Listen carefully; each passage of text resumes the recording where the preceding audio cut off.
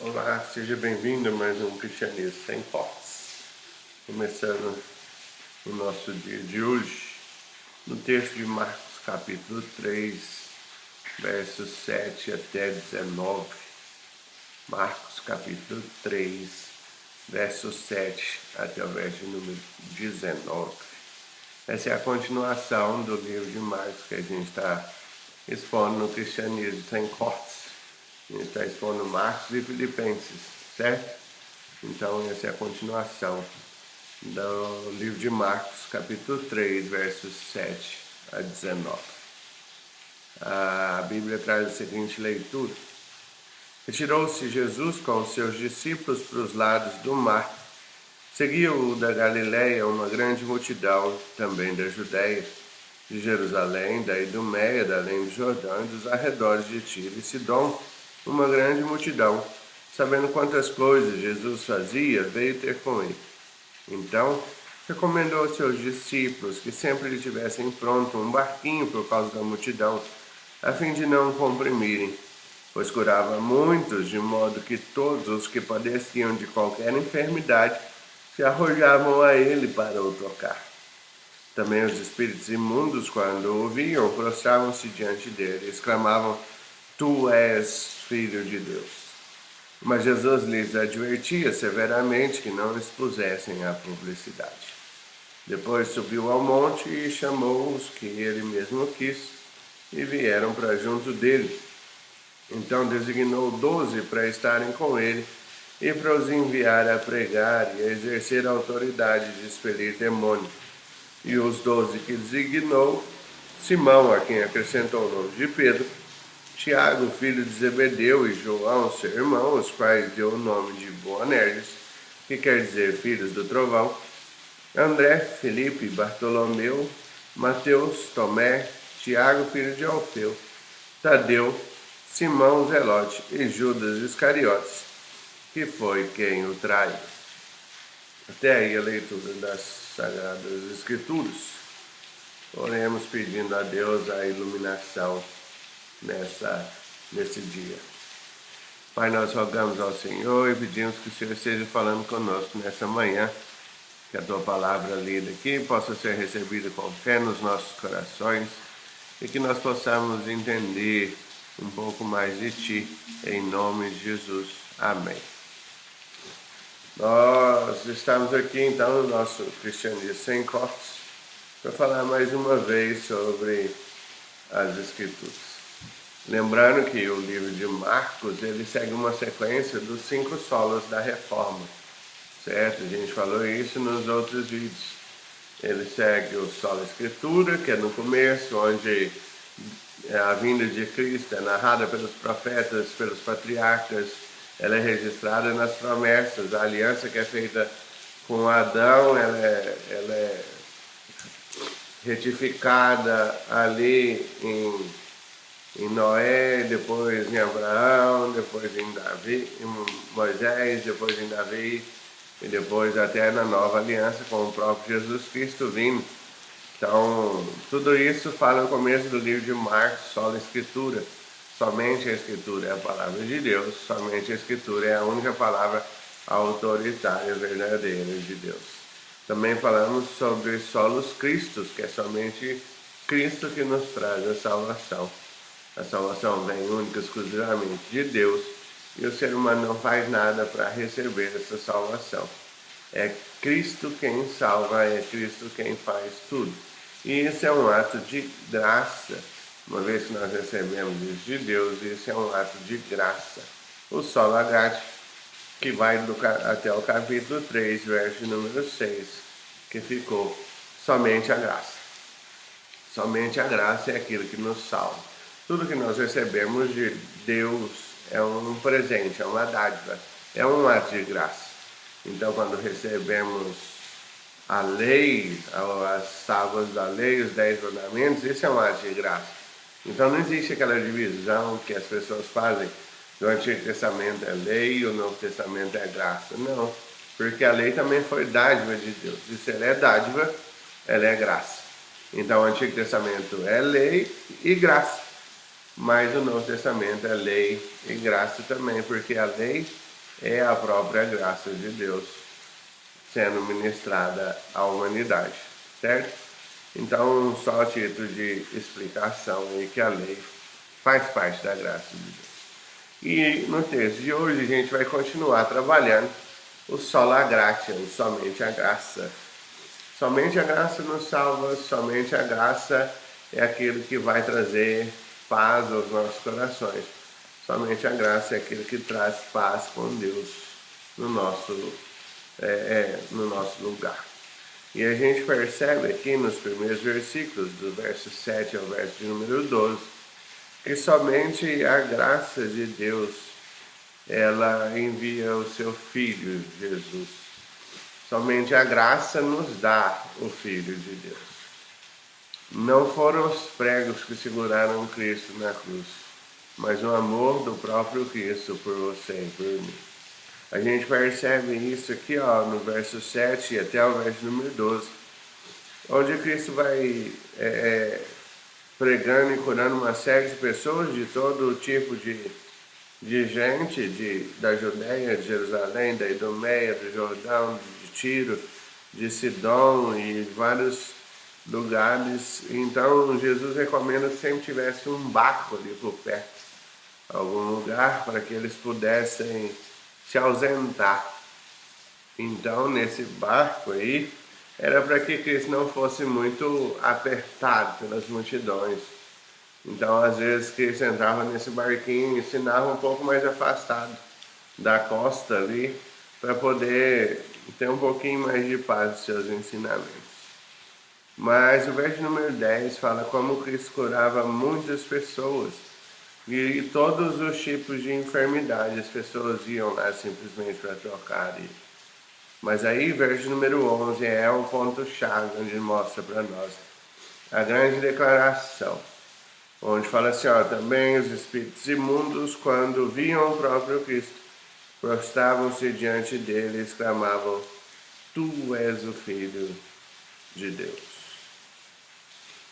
Quando olhamos para isso, a gente percebe claramente o sola gratia, perdão. Somente a graça de Deus nos dá o Filho de Deus. Somente a graça nos dá o perdão. Somente a graça nos dá a cura. E é pela cura de Cristo que nós somos transformados. É a cura de Cristo que muda as nossas vidas. Toda vez que Cristo se encontra com um de nós e tem um verdadeiro encontro, as nossas vidas são de fato transformadas e mudadas. É o que a gente vê nos versos posteriores aí, verso 13 até o verso número 19. Cristo chama então os discípulos para uma mudança de vida. E é isso que a gente tem que ter. Quando Deus chama, tem que haver mudança de vida. Tem que ter uma transformação. Lembra, já falei isso aqui, deve ter vídeo no canal sobre isso, sobre a questão do arrependimento. Arrependimento é mudança de pensamento e arrependimento é mudança de atitude. Então, quando você muda a forma de pensar, quando você muda a sua atitude, então, logicamente, a sua vida é transformada. E isso só é possível porque Deus trabalha na nossa vida primeiro. Então, todo o processo salvífico, ele segue a linha monergística. Significa que Deus sempre nos salva. E nós não fazemos nada a não ser sermos salvos. Depois que Deus nos salva, é que a gente consegue responder em obediência a Deus. Depois que Deus nos salva, é que a gente consegue viver uma vida de santificação, que é uma vida cada vez melhor, buscando cada vez mais agradar ao nosso Senhor, que é Jesus Cristo, certo? Mas isso nós só respondemos em obediência depois que Deus atua na nossa vida. E aqui, quando ele escolhe os 12 discípulos, quando ele chama os 12 discípulos, ele chama os discípulos para uma mudança, para uma transformação nas suas vidas. Ele fala que ele designa os 2 para pregar, para exercer a autoridade de expelir demônio, e então cita a lista dos 12 aqui. Simão, Pedro, que acrescenta o nome, Pedro, Tiago e João, filhos de Zebedeu, que eram os irmãos Boanerges, os filhos do trovão, André, Felipe, Bartolomeu, Mateus, Tomé, Tiago, filho de Alfeu, Tadeu e Simão, Zelote e Judas Iscariotes, que foi quem o traiu. De todos aqui nós vemos que quando Cristo chama, Cristo exige deles uma mudança de vida, de tudo que eles faziam. A gente tem Pedro, André, Tiago e João, que eram pescadores, e que quando Cristo chama, eles largam tudo o que eles têm e vão seguir a Cristo. A gente percebe isso mais claramente, Tiago e João, que deixam as coisas imediatamente, se bem que todos fazem isso, mas Tiago e João deixam lá a sua empresa, a empresa que tinha com seu pai, e simplesmente vão seguir a Cristo e largam de mão as coisas. A gente tem Mateus, logo depois, faz a mesma coisa, larga a coletoria dos impostos e vai seguir a Cristo. O chamado de Deus nas nossas vidas é um chamado para mudança. É um chamado para deixarmos de ser quem nós éramos e nos tornarmos nova criatura. Efésios capítulo 4, do verso 22 até o verso 24, vai mostrar sobre como nós devemos nos despojar do velho homem e como nós devemos revestir do novo homem. Significa que você vai tirar a roupa do antigo homem, daquele homem que fazia coisas erradas, e vestir a nova roupa que Cristo mesmo está nos dando. E esse é o grande detalhe. A roupa que nós vamos vestir é Deus que nos dá. A gente só tem que vesti-la, certo? E aí a gente responde em obediência. Então, os dois ensinamentos claros que o texto vai nos trazer são exatamente esses, que a graça nos dá ao seu Filho Jesus Cristo. E que somente a graça nos dá a mudança de vida. Isso não vem de nós, é dom de Deus, exclusivamente. As Escrituras como um todo sempre vão tratar a graça como uma graça irresistível que vem de Deus para a humanidade. E a humanidade não tem como resistir. Não existe como resistir à graça de Deus. Se a humanidade pudesse resistir à graça de Deus, Deus seria um Deus fraco, um Deus onde a gente simplesmente podia rejeitar ele e pronto, acabou. Ah, mas e como faz então se Jesus veio para os seus e os seus não receberam? Aí você olha os vídeos aqui no canal, os sermões que tem de Romanos 9, Romanos 10 e Romanos 11, que vão explicar para você exatamente o porquê os judeus rejeitam e se as promessas de Deus falharam em relação ao povo de Israel ou não. O próprio apóstolo Paulo fala lá em Romanos que as promessas de Deus não falharam, os judeus receberam tudo o que eles mereciam receber, certo? Então as promessas de Deus não falham nas nossas vidas. Para saber mais, procura aqui no canal os vídeos dos sermões sobre esses textos, Romanos 9, 10 e 11. Mas é somente a graça que nos salva, é somente a graça que nos dá paz com Deus. É somente a graça que faz conosco essa aproximação do próprio Filho de Deus. É o próprio Deus que resolve cumprir e cobrir o abismo que separava a humanidade de Deus. A graça de Deus é aquela que nos dá o seu único Filho, para que as nossas vidas sejam transformadas pelo poder do Espírito Santo. A graça de Deus é aquela que nos dá o seu único Filho, para que as nossas vidas sejam transformadas pelo poder do Espírito Santo. Quando nós percebemos isso, é somente a graça. É um ato de bondade de Deus para pessoas que não mereciam receber essa bondade. Eu e você estamos aqui, mesmo no nosso isolamento social, mesmo dentro das nossas casas, mas reconhecendo que Deus é bondoso, que Deus é misericordioso e que as misericórdias de Deus se renovam todos os dias sobre as nossas vidas. Esse é o motivo de não sermos consumidos, esse é o motivo de estarmos aqui dia após dia, mês após mês, ano após ano, vivendo nessa terra, para podermos ser sal e luz, para podermos ser aqueles que tiveram as suas vidas transformadas pela força de Jesus Cristo. O que fazemos com esse texto, então? 3 aspectos aqui para a gente pensar. Primeiro, anuncie essa graça salvadora a outros. Pregar o Evangelho. Uma vez que o ato de salvação vem todo de Deus para a humanidade, vem todo de Deus para as pessoas, não importa muito a quantidade de argumentos que você usa para uma pessoa. Não importa se você sabe grego, hebraico, aramaico ou qualquer outra língua. Porque todo o processo de atuação na salvação vem de Deus para a humanidade. O que você tem que fazer é apresentar uma notícia falando que todos são pecadores, todos merecem condenação e todos vão para o inferno.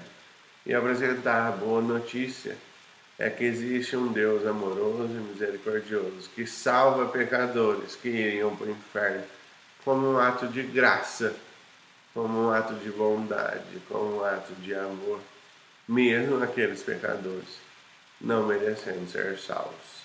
Esse é o Evangelho. Essa é a boa notícia para as pessoas. Esse é o motivo de esperança. Saber que, mesmo não merecendo, Deus escolhe salvar pessoas que não merecem e dá a eles a vida eterna, dá a eles paz com Deus, dá a eles a libertação da sua condenação. O segundo ensinamento é que nós devemos manter o nosso foco em Deus. Se tudo que recebemos é graça de Deus, manter o foco em Deus é algo primordial na nossa vida. É manter as nossas vistas sempre no caminho correto. Existe um livro, recentemente não, assim, um livro bem conhecido, um dos mais vendidos do mundo, O Peregrino, John Bunyan, e ele trata sobre o cristão que vai caminhando rumo à cidade celestial. Ele sai da cidade da destruição rumo à cidade celestial e passa por diversos problemas durante a sua caminhada, sobre o vale da desconfiança, sobre o pântano do desânimo, sobre um monte de percursos, o castelo da discórdia, e encontra uma série de pessoas, como a ignorância, como o ateu, como aquele que tem a sua própria justiça. Então, tudo no caminho do cristão, ele parece tentar desviar o cristão para outro rumo. Mas o que importa ali é que o cristão tem que manter o seu foco. O cristão tem que manter o seu caminho e a sua visão no caminho correto, no caminho estreito, na porta estreita e na cidade celestial. Então mantenha o seu foco em Deus, mantenha o seu foco seguindo as coisas de Deus. E que nos leva ao último ensinamento, que é se afastar das coisas erradas. Uma vez que nós somos salvos por Deus, nós não vivemos mais na prática do pecado, nós não vivemos mais na prática da maldade. Paulo fala isso lá em Romanos, falando assim, se a graça é grande, significa que ela perdoa todos os meus pecados. Então eu posso viver pecando, que quanto mais eu peco, mais a graça me perdoa. E aí Paulo fala assim, é isso. Mas, se você é salvo de verdade, você nem cogita tal coisa. Se você é salvo, de maneira nenhuma esse pensamento vem na sua ideia. Porque como é que você vai viver pecando se você morreu para o pecado? Se Cristo pagou os seus pecados lá naquela cruz, o pecado agora não vai mais te atrair. Pelo contrário, aquilo que parecia te atrair, te dar prazer, agora vai te dar repulsa. Porque é exatamente aquele pecado que levou Cristo para a cruz. Então, afaste seu pecado, afaste das tentações e busque cada vez mais o nosso Senhor Deus, o nosso Senhor Jesus Cristo. Lembre-se, somente a Escritura é a palavra de Deus, a única, infalível e autoridade sobre as nossas vidas. Somente Cristo é que nos dá a salvação. E isso vem somente pela graça de Deus. Nós não podemos comprar, nós não podemos merecer, não é na força do nosso próprio braço. A salvação é única e exclusivamente pela graça de Deus. Que Deus te abençoe e fique com essa palavra. E tenha uma ótima semana.